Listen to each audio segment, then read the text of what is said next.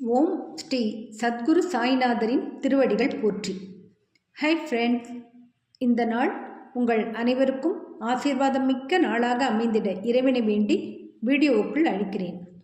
நாம் ஸ்ரீ சாயி சச்சரிதம் 33வது அத்தியாய தொடர்ச்சி. சென்ற வீடியோவில் பக்தர் நாராயண் ராவ் கனவில் பாபா தோன்றி அவரின் கொடிய நோயிலிருந்து அவர் விடுவிக்கப்படுவார் என்று வாக்குறுதி கொடுத்து அவரை குணமாக்கியதையும், அடுத்து அப்பா சாஹேப் குல்கர்னி வீட்டில் இல்லாத சமயம் அவர் வீட்டுக்கு ஃபக்கீர் ஒருவர் சென்றபோது அப்பா சாஹேப் மனைவி அவரை பாபாவா என்று வினவ அவர் அவரின் வேலையாள் என்று கூறியதையும், அவருக்கு அவள் 1 ரூபாய் தட்சணை கொடுத்ததையும், வீட்டிற்கு வந்து விஷயம் அறிந்த அப்பா சாஹேப் தான் அங்கு இருந்திருந்தால் 10 ரூபாய் கொடுத்திருப்பேன் என்று சொல்லி பக்கிரியை தேடி அலைந்தபோது அவர் எதிர்பட்டு அவரிடம் தட்சணையாக ரூ 10 பெற்றுக்கொண்டதையும், அடுத்து பாலா புவா சுதார்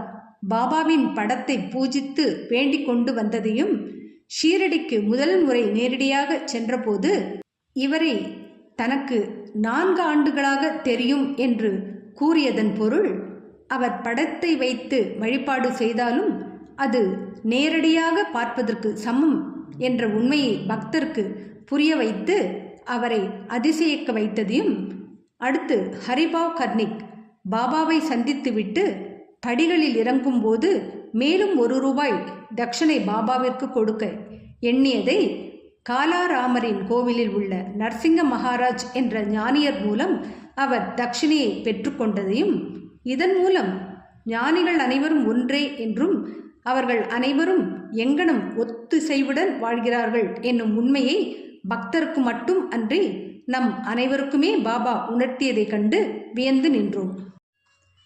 இந்த அத்தியாயத்திலும் உதியின் பெருமை மற்றும் அதன் சக்தியை தான் தெரிந்து கொள்ளப் போகிறோம். வாங்க வீடியோவுக்குள் போகலாம். அத்தியாயம் 34 உதியின் பெருமை தொடர்ச்சி. 1. டாக்டரின் சகோதரியின் மகன். 2. டாக்டர் பிள்ளை. 3. ஷாமாவின் மைத்துனி. 4. ஈரானிய பெண். 5. ஹர்தா கனவான். 6. பம்பாய் பெண்மணி. உதியின் பெருமை என்னும் பொருளை பற்றி இந்த அத்தியாயம் தொடர்கிறது.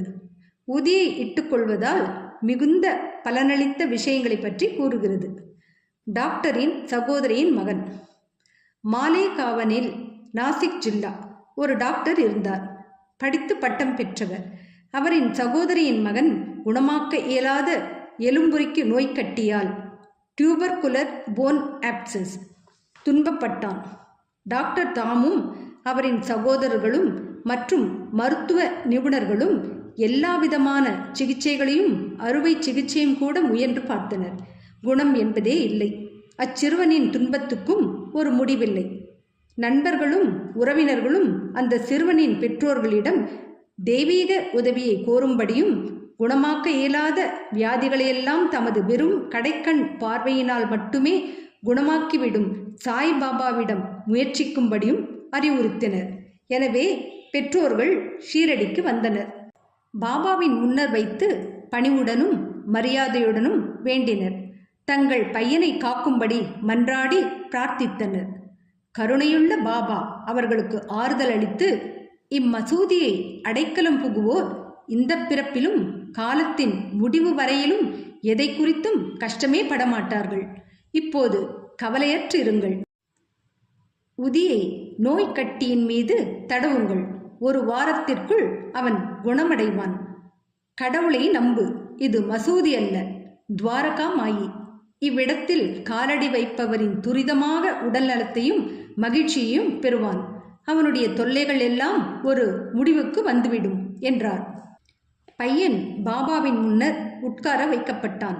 நலிவுற்ற பகுதியின் மீது பாபா தமது கையை வைத்து தடவி அவன் மீது தமது அன்பு பார்வையை செலுத்தினார். பையன் மகிழ்ச்சி அடைந்தான். உதியை தடவிய பின்னர் அவன் குணமடைய தொடங்கினான். சில நாட்களுக்கு பின்னர் பூரண ஆரோக்கியமானான்.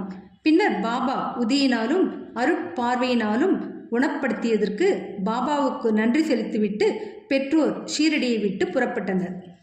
இதையறிந்த அப்பையனின் மாமாவாகிய டாக்டர் ஆச்சரியம் அடைந்தார். தாம் ஏதோ விஷயமாக பம்பாய்க்கு போகும் வழியில் ஷீரடிக்கு போக விரும்பினார். ஆனால் மாலே காவனிலும் மண்மாடிலும் அவரிடம் சிலர் பாபாவுக்கு எதிராக பேசி அவரது செவிகளில் விஷத்தை பாய்ச்சினர். எனவே ஷீரடிக்கு தாம் விஜயம் செய்ய இருந்த எண்ணத்தை விட்டுவிட்டு பம்பாய்க்கு நேரடியாக சென்று விட்டார். தமது விடுமுறையின் மீதமுள்ள நாட்களை அவர் அலிபாகில் கழிக்க விரும்பினார். ஆனால் பம்பாயில் இருந்தபோது 3 தொடர்ந்த இரவுகளிலும் இன்னும் நீ என்னை நம்ப மறுக்கிறாயா என்று ஒரு குரல் எழுந்தது. பின்னர் டாக்டர் தமது மனதை மாற்றிக்கொண்டு ஷீரடிக்கு செல்ல தீர்மானித்தார். பம்பாயில் ஒட்டுஜுரம் வந்த ஒரு நோயாளியை அவர் கவனிக்க வேண்டியிருந்தது. அது விரைவில் குணமடையும் அறிகுறி எதையும் காணோம். எனவே தமது ஷீரடி விஜயம் ஒத்தி வைக்கப்பட்டுவிட்டது என்று அவர் நினைத்தார். எனினும் தமது மனதில் ஒரு சிறிய பரீட்சை வைத்து கொண்டார். நோயாளி இன்று குணமடைந்தால் நான் நாளை ஷீரடி விஜயம் செய்வேன் என்று கூறிக்கொண்டார். ஆச்சரியம் என்னவெனில், அவர் அத்தீர்மானம் எடுத்த அக்கணம் தொட்டே ஜுரம் நீங்க தொடங்கி உடல் சாதாரண நிலைக்கு வந்துவிட்டது. பின்னர் தமது தீர்மானத்தின்படி அவர் ஷீரடிக்கு சென்றார். பாபாவின் தரிசனத்தை பெற்று அவரை வீழ்ந்து பணிந்தார்.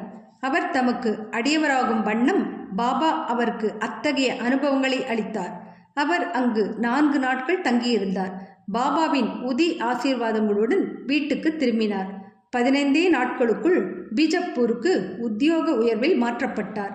அவருடைய சகோதரி மகன் விஷயம் பாபாவை பார்ப்பதற்கு அவருக்கு ஒரு சந்தர்ப்பம் அளித்தது.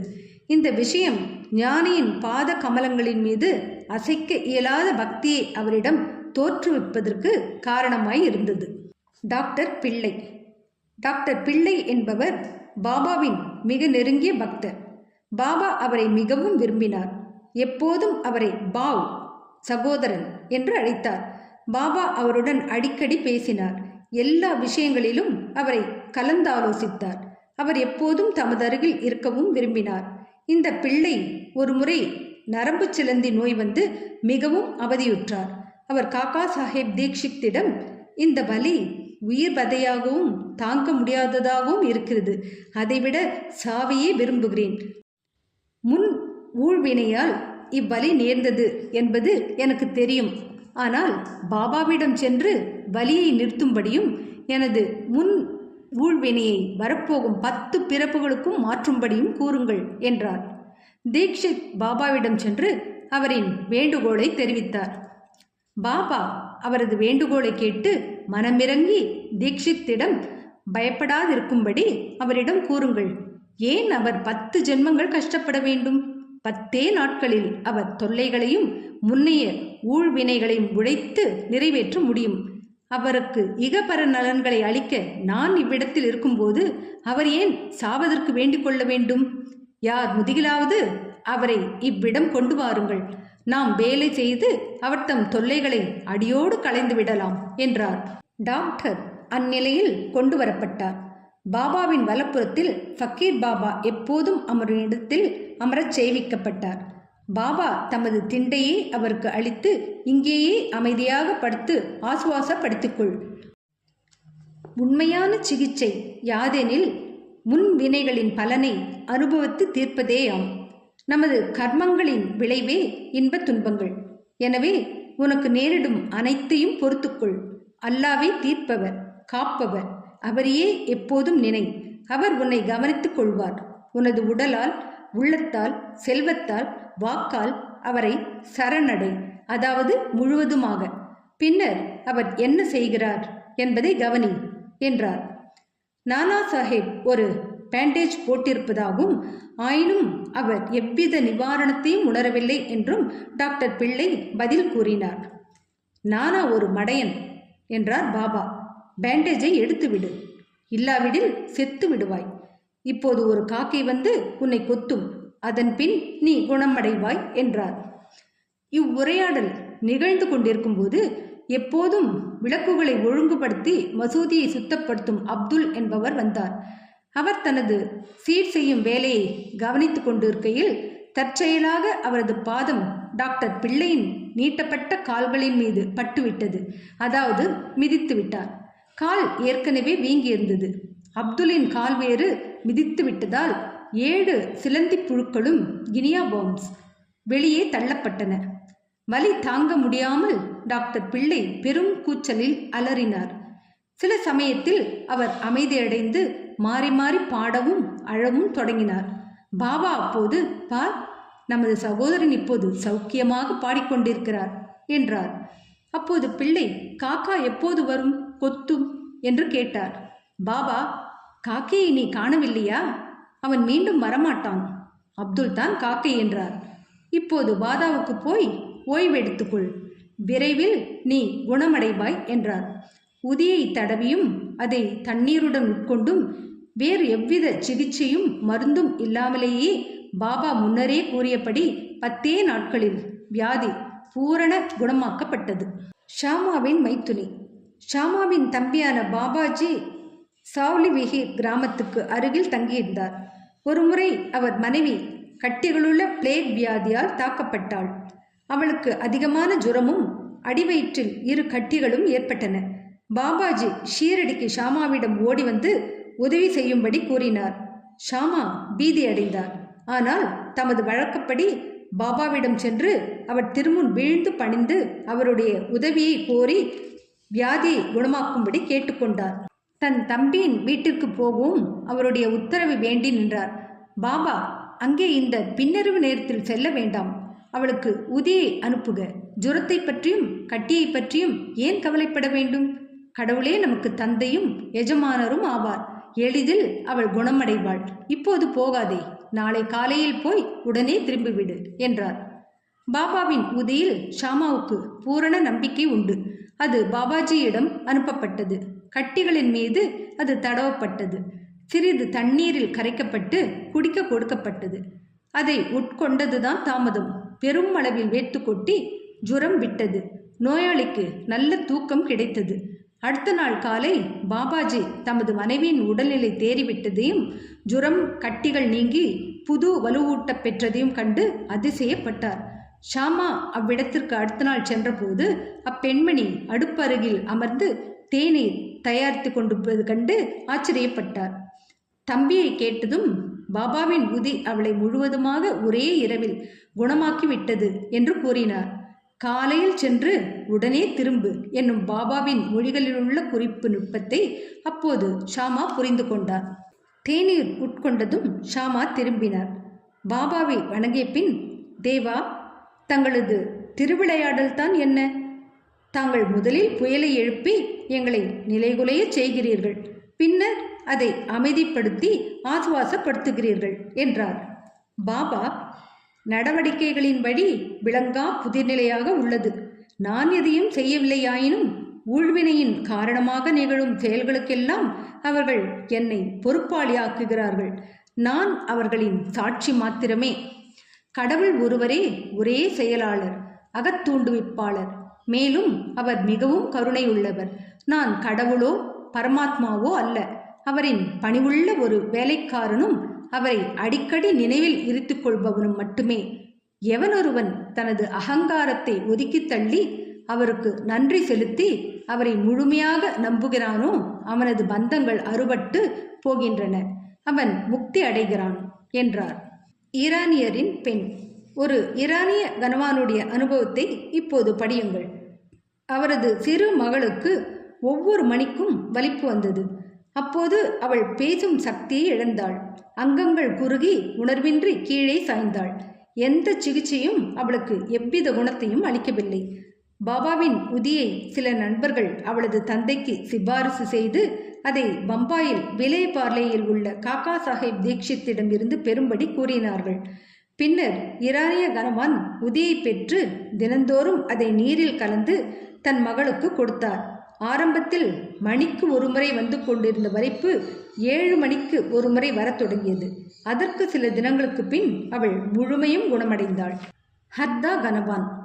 ஹர்தாவை சேர்ந்த முதியவர் ஒருவர் தமது மூத்திர பையிலுள்ள கல் ஒன்றால் கஷ்டப்பட்டார். அத்தகைய கற்கள் எல்லாம் பொதுவாக ரணச்சிகிச்சை மூலமாகவே நீக்கப்படுகின்றன. மக்கள் அவரையும் ஒரு அறுவை சிகிச்சை செய்து கொள்ளும்படி கூறினர். அவர் முதுமையும் தளர்ச்சியும் உடையவராய் இருந்தார்.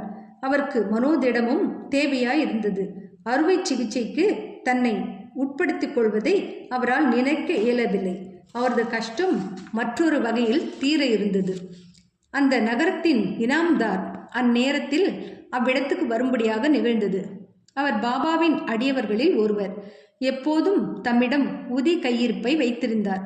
சிலரின் சிபாரிசின் பேரில் அம்முதியவரின் மகன் உதியை சிறிது அவரிடமிருந்து பெற்று தண்ணீரில் அதை கலக்கி தனது கிழத்தந்தைக்கு உட்கொள்ள கொடுத்தான். 5 நிமிடத்திற்குள் உதி உடம்பில் சார்ந்து கல் கரைந்து சிறுநீர் வழியாக வெளிவந்து விட்டது. முதியவரும் விரைவில் குணமடைந்தார். பம்பாய் பெண்மணி. பம்பாயில் காயஸ்த பிரபுஜாதியை சேர்ந்த ஒரு பெண்மணி பிரசவத்தின் போதெல்லாம் கடும் வேதனை அடைந்தாள். ஒவ்வொரு முறை தான் கர்ப்பமானதும் என்ன செய்வதென்று தெரியாமல் அவள் பீதி அடைந்தாள். பாபாவின் ஒரு பக்தரான கல்யாணை சேர்ந்த ராமமாருதி என்பார் சுகப்பிரசவத்துக்காக அவளை ஷீரடி அழைத்துச் செல்லும்படி அவளது கணவனுக்கு அறிவுரைத்தார். மீண்டும் அவள் கருவுற்ற போது கணவனும் மனைவியும் ஷீரடிக்கு சென்று அங்கு சில மாதங்கள் தங்கி பாபாவை வணங்கி அவர் தம் கூட்டுறவால் ஆய பலன்களையெல்லாம் அடைந்தனர். சில நாட்களுக்கு பின் பிரசவ நேரம் வந்தது. வழக்கம் போல் கருப்பையிலிருந்து வரும் வழியில் தடங்கள் ஏற்பட்டது. பிரசவ வேதனையை அவள் அனுபவித்தாள். என்ன செய்வதென்று தெரியவில்லை. ஆனால் பாபாவை நோக்கி நிவாரணத்திற்கு பிரார்த்தனை செய்தாள்.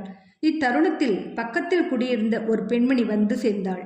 பாபாவை தொழுது பிரார்த்தனை செய்த பின் உதி கலவை பருகுவதற்கு அவளிடம் கொடுத்தாள். 5 நிமிடங்களில் அப்பெண் பத்திரமாகவும் வலி ஏதும் இன்றியும் பிரசவித்தாள். பிறகு குழந்தை அதன் தலைவிதிப்படி இறந்தே பிறந்தது. ஆனால் தாயோ கவலையினின்றும் வலியினின்றும் நீங்கியவளாய் பத்திரமான பிரசவத்துக்காக பாபாவுக்கு நன்றி செலுத்தி எப்போதும் அவர் பால் நன்றியுள்ளவளாய் இருந்தாள். ஸ்ரீ சாயியை பணிக. அனைவருக்கும் சாந்தி நிலவட்டும். அடுத்த அத்தியாயத்தில் காக்கா மகாஜனியின் நண்பரை பாபா எவ்வாறு ஆட்கொண்டார், காக்கா மகாஜனியின் எஜமானரே அவர் மனதில் இருந்ததை அறிந்து அதை செயல்படுத்தி அவரை ஆச்சரியத்தில் ஆழ்த்தியதையும், தூக்கமின்மை வியாதியால் அவதியுற்ற ஒருவரை பாபாவின் விபூதி எங்கனம் குணப்படுத்தியது, இன்னும் பல விவரங்களை விரிவாக தெரிந்து கொள்ள இருக்கிறோம். என்ன ஃப்ரெண்ட்ஸ், இந்த வீடியோ பிடிச்சிருந்தா லைக் பண்ணுங்கள், ஷேர் பண்ணுங்கள், சேனலை சப்ஸ்கிரைப் பண்ணுங்கள். எனக்கு இதுவரை சப்ஸ்கிரைப் பண்ணியுள்ள அனைவருக்கும் என்னுடைய மனமார்ந்த நன்றிகள். மீண்டும் அடுத்த வீடியோவில் சந்திக்கும் வரை உங்கள் அனைவருக்கும் நன்றி கூறி விடைபெறுகிறேன். வணக்கம்.